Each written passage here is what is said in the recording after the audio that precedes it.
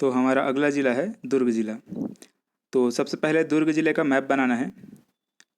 तो इस तरह से ये दुर्ग ज़िले का मैप बना लेना है और इसके बाद यहाँ जो नेशनल हाईवे उनको बनाना है। तो यहाँ पे ये नेशनल हाईवे है 53, NH 53, ठीक है, नेशनल हाईवे 53। और इसके अलावा यहाँ पे एक स्टेट हाईवे भी है जो कि ये कुछ इस तरह से, ये स्टेट हाईवे 7, स्टेट हाईवे 7। तो फिलहाल हमको नेशनल हाईवे को ध्यान में रखना है। ये नेशनल हाईवे इंपॉर्टेंट है, स्टेट हाईवे को ध्यान नहीं देना है। तो चलिए देखिए, उसके बाद यहाँ पे जो तहसील है उनको देखते हैं। तो ये पाटन, ये दुर्ग और ये धमधा। इसके अलावा यहाँ पे 2 तहसील और है जो कि अभी नया है। यहाँ पे भिलाई 3 ये वाले क्षेत्र में, और यहाँ पे बोरी, ये दोनों नया तहसील है, ये भिलाई 3 और ये बोरी। तो यहाँ टोटल कितना तहसील है? 5 तहसील। कौन कौन सा? पाटन, भिलाई 3, धमधा, दुर्ग और बोरी। तो ये तहसील हो गए।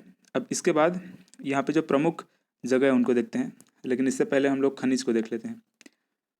तो देखिए ये वाला क्षेत्र पूरा जो आपको दिख रहा है, यहाँ पे चूना पत्थर मिलता है, ये वाला और ये वाला, यहाँ पे चूना पत्थर मिलता है। इसमें नंदनी खुंदनी ये सबसे इम्पोर्टेंट है, इसको ध्यान में रखना है, क्योंकि ये यहाँ जो चूना पत्थर निकलता है इसका ये जो भिलाई स्टील प्लांट है यहाँ पे इसका सप्लाई होता है।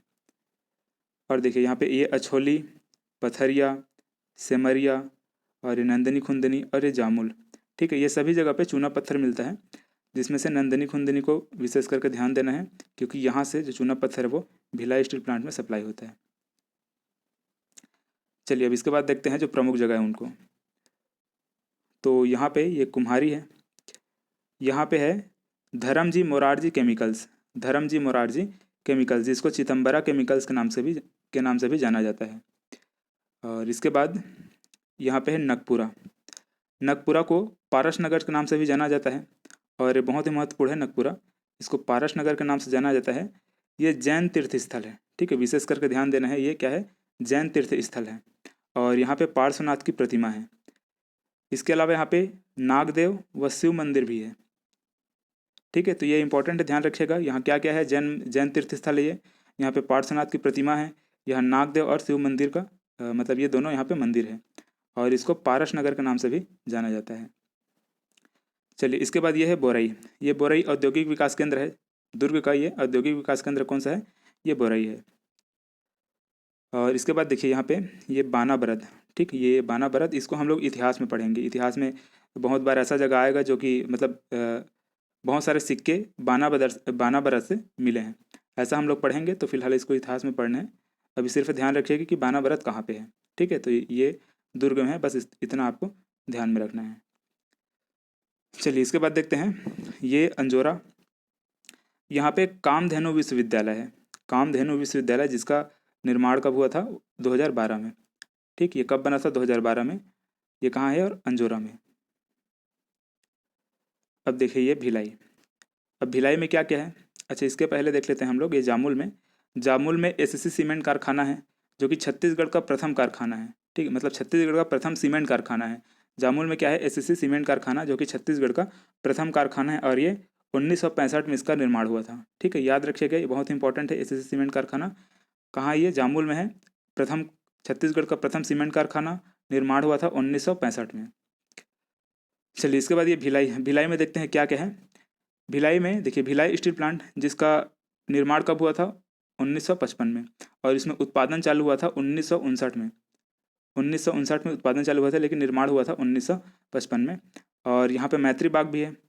तो देखिए जो भिलाई स्टील प्लांट है, ये रूस और भारत दोनों की मित्रता का मतलब दोनों के द्वारा बनाया गया था, मतलब रूस के सहयोग से ये भिलाई स्टील प्लांट को बनाया गया।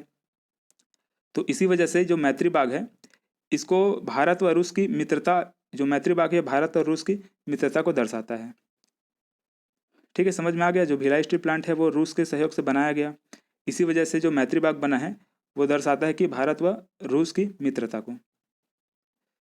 चलिए तो ये हुआ भिलाई स्टील प्लांट। और यहाँ और क्या है? जवाहरलाल नेहरू चिकित्सा अनुसंधान केंद्र, जवाहरलाल नेहरू चिकित्सा अनुसंधान केंद्र है।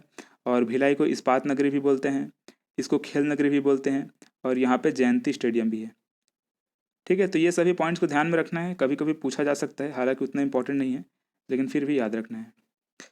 चलिए, इसके बाद ये पाटन, यहाँ पे आग तालाब है और इसको तालाबों की नगरी भी बोलते हैं।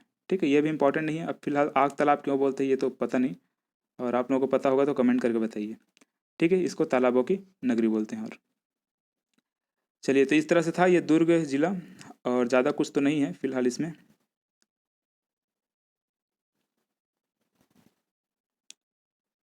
चलिए, तो आज के लिए बस इतना ही। वीडियो अगर पसंद आया तो वीडियो को लाइक करें। मिलते हैं फिर नए वीडियो में।